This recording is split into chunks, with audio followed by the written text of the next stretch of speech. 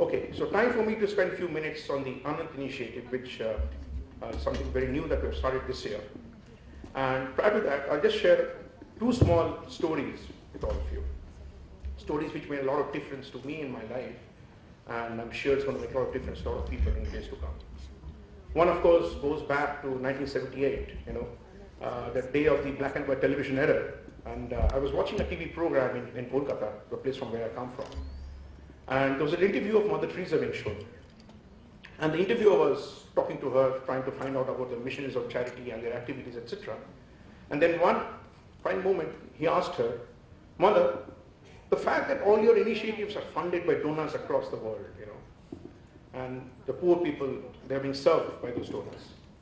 I'm sure your poor people and yourself, you're very thankful to all the donors who are giving all the money. She looked at him with a very surprised look and said, you want the poor people to thank the donors? He said, yeah, because they're giving all the donation and the poor people are getting benefited out of it. She said, son, your thought process is completely wrong. It is the donors who should be thankful to the poor because the poor are giving them an opportunity to serve. It was taken aback. I really didn't understand the statement. And I really tried to think through, and then she went on the next statement. She said, each of us, we are all, most of us in this room, if not all of us, are very privileged people. By birth, we are privileged. We could have swapped roles. I could have been in the position of someone else who's underprivileged today, and he could have been standing here. So we are privileged by birth. Because we have an inherent responsibility of sharing and caring and giving back to the society. So from that day, from Mother Teresa, I realized that it's not a question of us feeling great and good and proud about what we do. It's part of our responsibility which we need to execute. And in turn, we need to thank those people who accept our help to give us so that we are able to share and give back to the society to the extent that we can. That was my first learning. It was tremendous. The second learning, of course, this is a story which probably many of you have heard, but left a tremendous impression in my mind again. This priest was walking down the seacoast, and his disciple was following him behind. And every few steps he was bending down, and those starfishes which are being washed to the shore, he was bending down, picking one starfish and throwing it back to the water. And he kept on doing it for some time. The disciple was very surprised, very amused. And finally, he couldn't stop himself but to go and ask the priest. He said, Father, what are you trying to do? He said, son, I'm picking up the starfishes and throwing them back into the water so that they survive. The disciple couldn't stop himself laughing and said, Father, there are thousands of shores in this world and there are millions of starfishes being washed to the shore every minute. How many do you think you can save? What difference does it make to the starfishes? So the priest smiled at him, bent down, picked up a starfish, threw it back to the water and said, son, it made a difference to this one. Again, the point I'm trying to make is, very often we get immersed into the quantum of health that we can make. We forget about that part. I mean, we think that, whatever we can do, is that enough? Is it making much of an impact on society? I would request all of us to stop thinking about it. Let us do our bit of the job. If collectively we can do that, and social media is a platform where we have always seen that, the collective power, the community power. If collectively we can do that, it can make a tremendous impact on the society. It is not important how much I'm doing, it's that a little bit that I can, within my limited capability. If I can do that, it has an impact. As simple as helping a blind man cross the road. This is a very simple thing that you and I can do it at any point of time.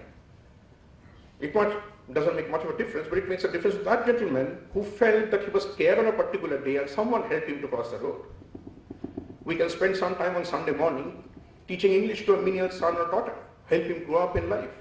Simple things, but we can always do it. So these are two very basic learnings that I've had.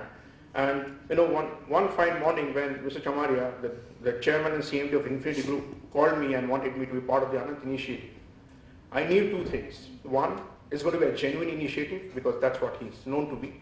And two, it's going to be big because he never does anything small, he makes it all large and scalable. And today I'm here for making an appeal to all of you to make this initiative very large and scalable. Prior to that, a few more words I'd like to share. I was attending a CSR initiative a few days back in Kolkata, and there were a lot of speakers, they were speaking a lot of things about the various corporate CSR initiatives were done, which is great to hear. But there was something that I thought I must mention. In my opinion, if you really look back in the last few years, the world has undergone unprecedented changes. There's tremendous greed around us, and there has been a lot of loss of corporate credibility across. People stop believing us. And under such circumstances, it is very important that we learn and try to give back to the society. Otherwise, it's my prediction, and I'm sure many of you would agree, this digital divide is going to go bigger and bigger. The haves and the have-nots, the gap will carry on getting bigger and bigger. And a day is not far off when the society, or Mother Earth for that matter, is going to take its own revenge on us. In our own interest, in our own initiative, it's important that we stand back and we start sharing with the society and do not get confined within our unprecedented greed all the time. And again, for the corporate people who are the ROI-dominated decision makers, let me also tell you that by each of these social initiatives, if you really look at it from a collective point of view, it actually helps in our business plan also. There is 66 crores of people in this country who are poor. If we are able to help them come up in life, educate them, feed them, take care of their health, they can each become a consumer of ours. They're going to buy shirts, they're going to buy computers, they're going to buy cars, they're going to visit movie theaters, they're going to go to the restaurants, so they all become consumers for ourselves. So collectively, the corporates gain in the long run, and it's like adding to United States population and into your consumer base. So look at the opportunity that you have in front of us. I can see that in the room. India has become global name because of you guys. IT has brought us into the map, and today everybody is considering looking at us very seriously as one of the major superpowers. But at the same time, look at certain statistics which actually makes our head, bow down in shame at times. So at the same time, it's something that we need to collectively do something and to help the country. We have millions of child labor who are deprived of education every time. 55% of the country's population are living in poverty. 40% of the world's malnourished children are in India. 35% of the population are illiterate. 15% go to high school and only 7% graduate. Well, the numbers are astounding and makes us feel sorry about the state of the affair. At the same time, let me tell you, each of it is an opportunity. If you really look at it from a different point of view, I remember some large industry said many years back in a television interview, that India is not a problem of 1 billion. It's not a country of a 1 billion problem. It's a country of a 1 billion opportunity. So look at these numbers. If you can turn this number around and make them come up in line, look at the market that we can create internally. We looked at the entire Indian scenario, and I thank our chairman for thinking this way. He said, to eliminate poverty, education is the strongest tool. And I could agree more to them. With this objective, the Anand Education Initiative was born. About the Anand Initiative, Anand is the CSR initiative of the Infinity Group.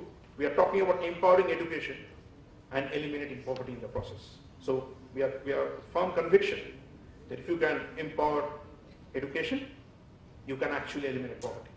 And that possibly is the best solution the country needs today. I'll quickly share with you the mission and vision of this initiative. Our mission is to help meritorious students who are economically underprivileged to come up in life and do well, and we are going to help them in their education. And our vision is to empower education, eliminate poverty, promote education culture at all around development so that he develops as a perfect citizen of the country. And we do not look into any kind of caste, creed, faith or race. It's irrespective of all that. I'll share the concept and the dream. We're actually planning to provide scholarships to meritorious students so that they can create a career for themselves after they've completed the high school. Although, let me tell you, this is the first year where we thought of doing it after they passed out their class 12. But next year onwards, we aspire to extend it from class 10 onwards. So anybody who's passed out class 10, we would like to look into his scholarship opportunity. And we are going to create educational infrastructure for imparting higher education, but in the process, it's not only giving scholarship. We want that person to be trained, if necessary, on vocational platform, because many of these are from underprivileged families and they are under tremendous pressure to earn money quickly. And many of them cannot make it to the final cut, like many of you have done. So they need an alternative source of revenue, an alternative career path, and we have a vocational opportunity. We are trying to tie up with the National Skill Development Corporation, and in the process, we impart vocational training to these students. And we also have motivational workshops, which we want so that they have their personality and their lifestyle can be also, guided in the proper way so that they become perfect citizens of the country. A lot of value-oriented training we also try to impart, things, ethical things. I can tell you, when this interview was being done, I'll just share some statistics and then I'll share some experience of the interviews that we have taken to these people. But this year, when we came up with an advertisement, and this was essentially done within Kolkata and its periphery areas, because this was the first year we wanted to do it on a smaller geographical area to find out whether to perfect the model so the next year we can do it better. And with the advertisements and when we approached the schools, 1261 applications had come, out of which we shortlisted 252 students. Our target was 50% male and 50% female. However, the numbers we could achieve is 1:1 female and 131 male. Not very far off, but nearby. I'm sure next year we could achieve that number. And we're trying to give them a scholarship of 6,000 rupees per annum. What we're doing is, since in the graduation, we're committing a 3-year graduation scholarship of 6,000 each for the next 3 years. We push 500 rupees in their bank account on the first day of the month. We have made each of them open a bank account so that the entire fund can be monitored and electronically transferred, because many of them stay in remote areas and it will not be easy for us to transmit checks or things like that for them. And apart from that 500 rupees that we're giving them to the bank account, for which the money is being given to them for their tuition fees, for buying books, for giving school fees and exam fees, and of course some of them need to buy a cycle to travel to their school, so it's money for them. But we really do not keep a track of the money. After giving it on the first of the month, our objective of monitoring is not the money, we monitor their career progression. So if they do not do well in their academics, we have the right to stop giving their scholarship in the next year. They all are aware of that one of the guiding factors is they have to carry on doing well in their academics so that we can carry on our commitment of 6,000 a month. Additionally, we are spending about 4,000 to 6,000 rupees more for their soft skill and other training that we are imparting through various courses. We are calling speakers, we are hiring places, so it has its own expenses.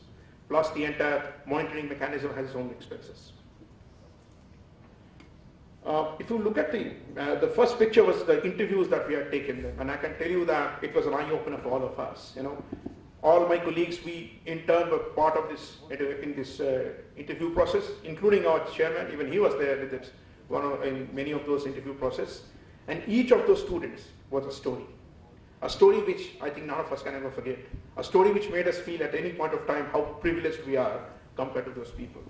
I remember an auto wala's son.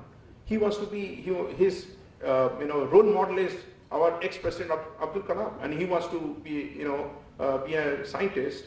Then we have people who have got amazing marks. There was one guy, I still cannot forget him. He got 99% in exams and in maths. He got an IIT, but he couldn't pursue because he didn't have money to do that. So, and the kind of value system they have exhibited, the kind of point they were trying to make, the kind of objective they have in life, the kind of career ambition they have, the kind of love they have for the country, and things they want to give back to the country is amazing. It's absolutely amazing. I mean, if I could have shown, if time permitted, I could have shown some of those interviews, you would have understood what material this country has and what future we have in days to come. Look at the second picture. Our scholarship started from 11 o'clock. We called them at 9 o'clock so that we could hand over the bank kits in which the bank account was open. People landed up from 6 o'clock in the morning. And when we inquired, we found out that some of them have traveled the night before to come to the venue. And there's a place called Sundarban in West Bengal, which some of you may be aware. People have to cross a couple of rivers, take a boat, and walk through the dead of the night to reach the venue to collect 500 rupees of scholarship. That's our country. Sorry state, but that's the potential. That's the kind of dedication that we have in our country, and I'm very proud of it. Few pictures of the merit scholarship that was disbursed on August 30, 2011 this year. This picture is something very close to our heart, because what we did was, we called all those scholars on the stage and we made them take one pledge. And the pledges, after they pass out, they graduate and they take up a job and start earning, each of them are going to support one another scholar. And each of them are promised. So in the process, 252 becomes 504 3 years later. 504 becomes 1008 3 years later. And the number will keep multiplying. And they are each going to be a brand ambassador and going to create a community that not only we, the country, will be proud of. We have made a pledge in this cause, and you need to know that. We started, like people say, charity begins at home. We started with our own initiative. First year, 252 scholars were all given by the Infinity Group. The entire money has been funded by them. And next year, the group pledges 500 students. Thereafter, 750, 1,000, and 1,250. That's our pledge. But we don't want to stop there. And as I told you at the very beginning, our chairman has grand ideas and scalable ideas. So we want to make it much larger, and that's why we're here, appealing to all of you. Our target for year one was actually 200, which we surpassed by 52 students and made it 252. But next year we want to hit 2,000. Thereafter 5,000, 10,000, 20,000, and 100,000. And one of the immediate objectives we are trying to do is go out and appeal to people to be part of this entire movement. And one of our primary target area would be the IT companies across this country. In a very simple thumb rule number, 2.5 million proud IT professionals we have in this country. So even if 1% of that feels for Anand and spares some money, it's 25,000 people. So there can be 25,000 meritorious, bright boys and girls who can be the future of this country. Now, there's something unique in our donation and collaboration, and that's what I need to share so that you get a clarity of what we're trying to do. We are requesting donation of 500 rupees or more per month. The more the merrier.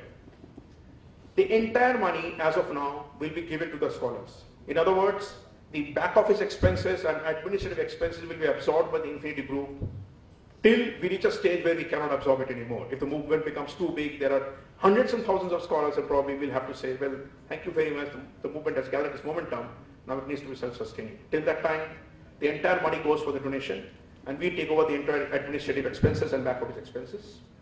And the other point we're trying to make is there are many initiatives amongst you outside, there are trusts, there are NGOs who are already having certain similar plan. Well, we would like to collaborate with them. We want them to come forward and join us. They can use our platform, or if they have their own, it's fine. We can help them identify the students. If they want to do on their own, they're fine. We can help them match the students and push the money to the students' account. And we can allow them to use their name. So it will be an Anand Scholar supported by XYZ. So the entire credit to the company or the trust remains intact. We do not affect that at all. But we offer our entire support and services so that the movement gathers dust, gathers momentum. There are more and more people who can be supported in the process. Our name is not important. What is important is we need more people to join the entire movement. He's good in guitar. He can probably play that and entertain us on 24th December evening. It's possible. We are trying for career counseling. All need not be XYZ. They can have their own strengths and weaknesses. We can guide them and help them to do what they want to do in life. We are trying for soft skill and vocational skill enhancements, which I've already mentioned. Personality development, training and placement. There are days not far off when using our platform, we will access all the corporates and tell them, come over, match your students, because we'll have the listing of the students who have passed out with their skill sets, and we can help them match and get them jobs, because that's where you actually complete the cycle. It's not only the training, but actually making them find a job so that they can start earning. We also encourage entrepreneurship. If there's a bright student who's got a bright idea, we are there to incubate and help him out, of course, within our limited means. But in the process, we want and encourage entrepreneurship so that they in turn can be employers and have a multiplier effect once again. Last but not the least, it's important that we teach our students the three things: giving, sharing, and contributing. It's important that they learn to give, share, and contribute so that they develop as the perfect citizen of the country. So here is an appeal to us. We seek your support and guidance. We would love to collaborate with you. Tell us how, and we can extend our arm and we can definitely make that happen. We like to multiply the numbers. To multiply the numbers, we need community to be formed. We would like to make it a national movement.